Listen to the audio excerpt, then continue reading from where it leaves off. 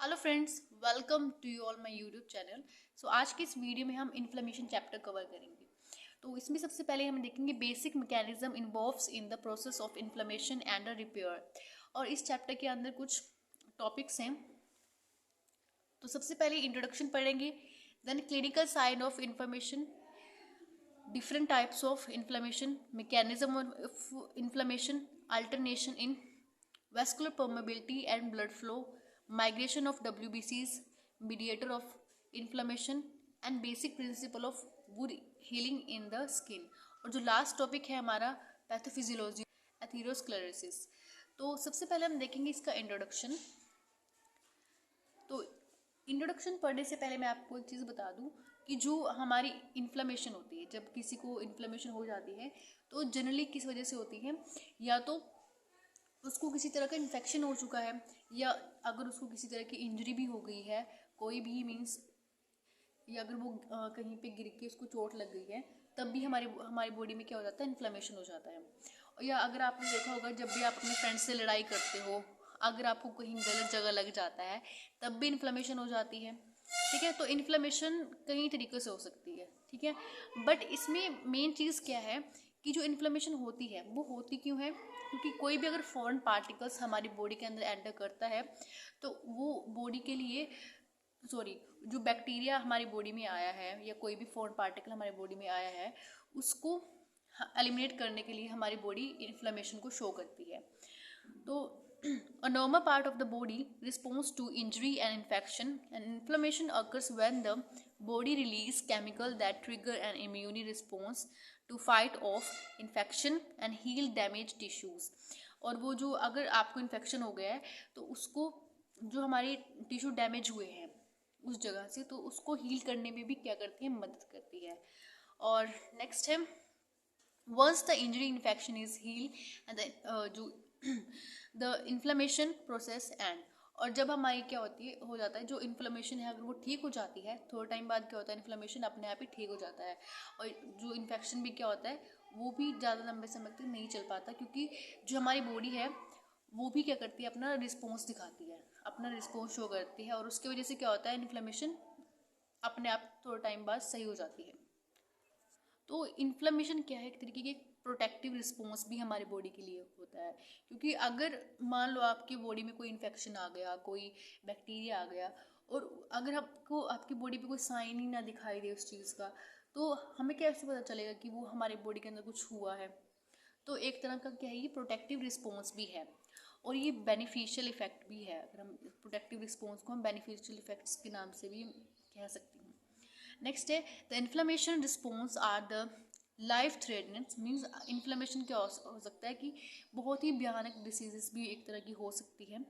और जो एक एनाफाइलेटिक रिएक्शन क्या होता है, इसमें जितनी भी जो हमारी इन्फ्लेमेशन चलती है, यानी मान लो अगर आपको इंजरी हुई है तो उसमें क्या होगा कि जो आपकी बैक्टीरिया अंदर गया है, जो इन्फेक्शन अंदर हुआ है, उसको जब फाइट होती है, जो इन्फ्लेमेशन तक आने तक जो क्या होता है, जो इन्फ्लेमेशन का प्रोसेस होता है, वो एनाफाइलेटिक रिएक्शंस की वजह से होता है। मींस हमारी बॉडी में किस तरह की रिएक्शन होती है, वो उस रिएक्शन का नाम है एनाफाइलेटिक रिएक्शन। और जब ये रिएक्शन होती है तो ही इन्फ्लेमेशन शो कर पाती है, क्योंकि इसमें जो हिस्टामीन होती हैं, हिस्टामीन के अंदर क्या होता है, हिस्टामीन बनता कहाँ से है, एक हमारे बॉडी में मास सेल, अगर आपने पढ़ा है, मास सेल के अंदर क्या होता है, ग्रेन्यूल्स टाइप में क्या होता है, ग्रेन्यूल फॉर्म में हिस्टामीन प्रेजेंट होते हैं। और जब भी हमारी बॉडी में कोई भी फॉरेन पार्टिकल एंटर करता है, और वो हिस्टामिन क्या करते हैं, उन ग्रेन्यूल्स को अपनी मास सेल्स से क्या होता है, इंक्रीज बाहर आ जाते हैं और इन्फ्लेमेशन शो करते हैं। और ये वाली रिएक्शन है, ये हम आगे पढ़ेंगे, इसमें अभी आपको ज़्यादा दिक्कत लेने की ज़रूरत नहीं है।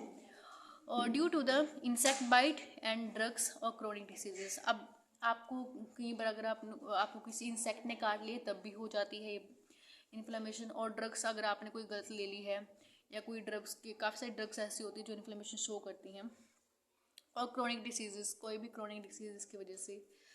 और अगर मैं बात करूँ causes of inflammation, various chemical and agents and any others circumstances cause the tissue damage. तो कोई भी अगर केमिकल या कोई एजेंट्स के या कोई अदर कोई भी सर्कमस्टांसेस कॉजेस हो सकते हैं, तो उसकी वजह से क्या होगा, हमारी बॉडी में टिश्यू डैमेज होने का खतरा ज़्यादा बढ़ जाता है। और ये दो तरह का होता है। अगर इनिशियल स्टेज पे है, यानी अगर शुरुआती स्टेज पे है, तो वो एक्यूट इन्फ्लेमेशन होगा, ठीक है। और अगर कोई मीन्स ज़्यादा ही लंबा है या ज़्यादा ही प्रोलॉन्ग ड्यूरेशन है जिसका, तो उसमें क्या होगा, सब एक्यूट और क्रोनिक होगा, यानी बहुत ही दर्दनाक जिसे हम बोल सकते हैं, पेनफुल वाला होगा, ठीक है।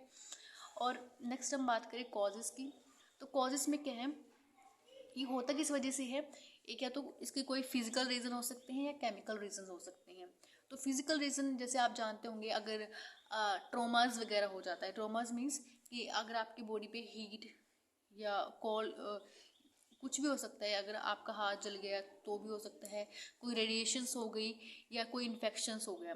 और इन्फेक्शन जनरली बैक्टीरिया, वायरस और पैरासाइट्स की वजह से होता है। और अगर मैं बात करूँ केमिकल्स की, तो केमिकल्स में क्या होगा, सिंपल केमिकल पॉइजन, जो ज़्यादातर क्या होता है, जो केमिकल्स होते हैं उसमें पॉइजनिंग की वजह से हो जाता है, क्योंकि कहीं आजकल जो हमारे प्रोडक्ट्स आ रहे हैं उसमें पॉइजनिंग का ज़्यादा खतरा रहता है।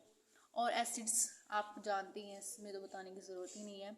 और ऑर्गेनिक पॉइजनिंग, ठीक है।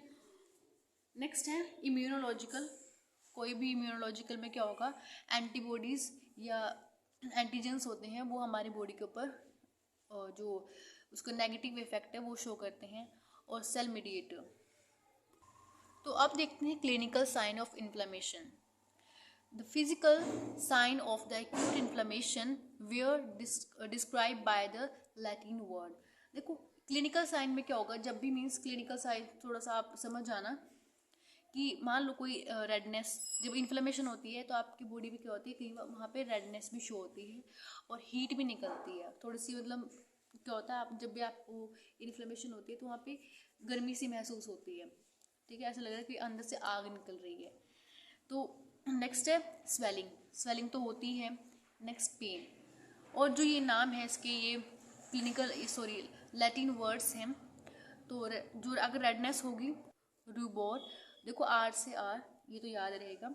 कॉलर, हीट, ट्यूमर, ट्यूमर जो क्या होगा, स्वेलिंग का एक लैटिन वर्ड है। और डॉल क्या है, पेन का होगा।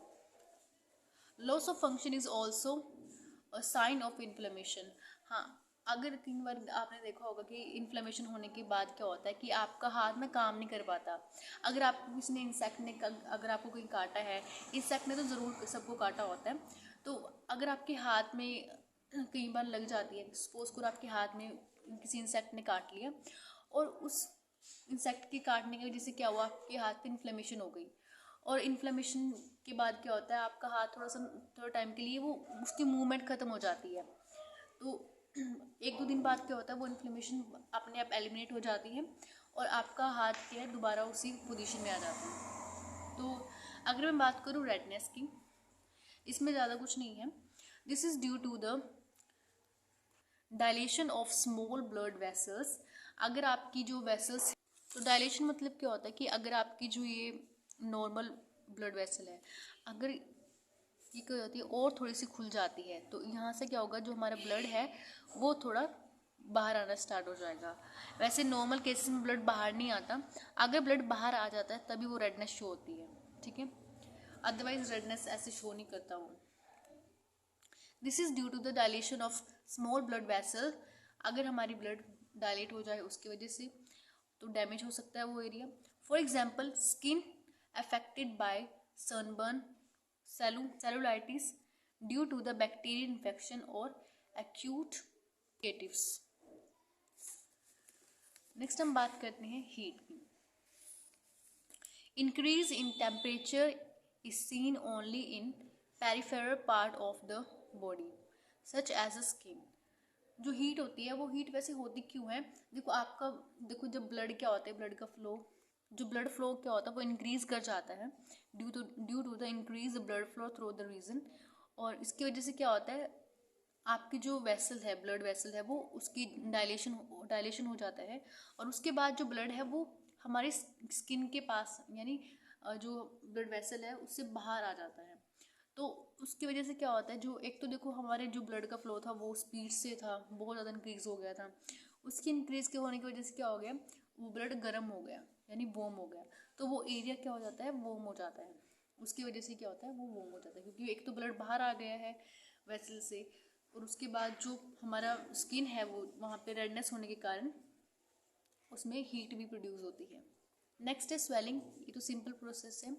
Swelling result from edema and the accumulation of fluid in the extravascular space as a part of the fluid।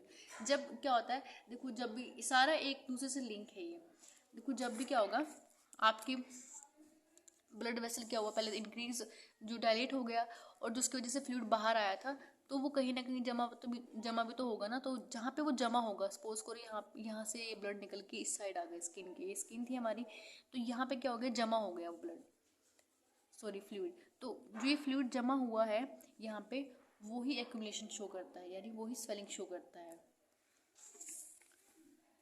Next है पेन। तो पेन भी होता ही है। Pain is one of the known feature of the acute inflammation, in particular from pus under the pressure in the abscessus cavity। तो देखो जब भी क्या होता है, कुछ केमिकल्स होते हैं, केमिकल्स मीडिएटर होते हैं of the accumulate inflammation, includes the bradykinin and prostaglandin and serotonin. तो ये क्या होते हैं, जनरली पेन के लिए रिस्पॉन्सिबल होते हैं, क्योंकि जब इन्फ्लेमेशन हो रही होती है उस टाइम पे ये क्या होते हैं, रिलीज भी होते हैं हमारी बॉडी में, और ये रिस्पॉन्सिबल होते हैं हमारे पेन के लिए। नेक्स्ट है लॉस ऑफ फंक्शन। तो ये भी क्या है, loss of function a well known consequence of the inflammation and the movement of inflamed area in the consciously and reflexively inhibited by the pain। और इसमें क्या होता है कि जब भी मीन्स जो मूवमेंट होती है हमारी हैंड की, वो इन्फ्लेमेशन की वजह से बंद हो जाती है, और इसका जो मेन उसमें क्या होता है, जो मेन फीचर होता है वो पेन की वजह से होता है। नेक्स्ट हम बात करते हैं टाइप्स ऑफ इन्फ्लेमेशन। तो जनरली दो तरह की होती है, एक्यूट इन्फ्लेमेशन और क्रोनिक इन्फ्लेमेशन। देखो जो एक्यूट इन्फ्लेमेशन होती है ना, एक्यूट इन्फ्लेमेशन में अगर आपको इन्फ्लेमेशन शॉर्ट टर्म के लिए हो रही है, यानी वो थोड़े ही समय के लिए हो रही है, तो वो अपने आप थोड़े समय बाद ठीक हो जाएगी। लेकिन क्रोनिक में क्या होता है, ये लंबे समय तक चलती है, ठीक है। इसमें इंटरनल जो होती है ज़्यादातर इन्फ्लेमेशन होती है, वो लंबे समय तक चलती है। तो पहले एक्यूट इन्फ्लेमेशन की बात करते हैं। Is a short duration lasting from the few minutes to few days, which characterized by fluid and plasma protein exudation and predominantly neutrophils। and neutrophils में क्या होते हैं, ये WBC का हमारा एक पार्ट होते हैं। अगर आपने जो बायोलॉजी अगर अच्छे से पढ़ी है फर्स्ट सेम में, तो आपको सब कुछ अच्छे से पता होगा। ल्यूकोसाइट्स एक्यूमुलेशन, उसमें क्या होता है कि जब एक्यूट इन्फ्लेमेशन होती है तो जो न्यूट्रोफिल्स होते हैं, तो न्यूट्रोफिल्स के बारे में अगर मैं आपको एक फैक्ट भी बताना चाहती हूँ, तो न्यूट्रोफिल्स क्या होते हैं, हमारी बॉडी में सबसे ज़्यादा वाइट ब्लड सेल्स की एक कैटेगरी है, वो हमारी बॉडी में पाई जाती है। और अगर मैं साइंस की एक थ्योरी के ऊपर बात करूँ, तो साइंस कहती है कि अगर आपकी बॉडी में कोई चीज़ साइज़ में कम होती है, जो साइज़ में अगर वो छोटी होती है, तो वो ज़्यादा अबंडेंट पाई जाती हैं। तो ये क्या होते हैं, साइज़ में छोटे होते हैं, और ये हमारी बॉडी में काफ़ी मात्रा में होते हैं। और जब भी हमारी बॉडी में एक्यूमुलेशन या कोई इन्फेक्शन या कोई इंजरी होती है, सबसे पहले हमारी उस इंजरी को बचाने के लिए जो बैक्टीरिया से लड़ने के लिए न्यूट्रोफिल्स हमारे क्या होते हैं, सबसे पहले आते हैं। और जो आपकी क्या होते हैं, जो जब भी आपकी मीन्स स्किन के ऊपर कोई भी पिंपल वगैरह होता है, जब आप उसको फोड़ते हो, ठीक है, उसको ब्रश करते हो, उसमें क्या होता है, वाइट कलर का जो प्रोडक्ट निकलता है ना, वेस्ट मटेरियल होता है, वो न्यूट्रोफिल्स की डेड बॉडी होती है, ठीक है। नेक्स्ट हम देखते हैं chronic inflammation. Is a long duration lasting from the days to year, leads to an influx of lymphocytes and macrophages associated with vascular proliferation and scarring। इसमें क्या होता है, एक तो क्रोनिक में क्या होता है, मीन्स ज़्यादा पेन भी होता है, और ये बहुत लंबे समय तक चलती है। और इसमें क्या होता है, जो इन्फ्लक्स होते हैं वो हमारे लिम्फोसाइट्स और मैक्रोफेजेस होते हैं। तो आज की वीडियो के लिए इतना ही। तो अगले वीडियो में हम मैकेनिज्म ऑफ इन्फ्लेमेशन और अल्टरेशन ऑफ परमिबिलिटी के ऊपर बात करेंगे। So thank you for watching my video.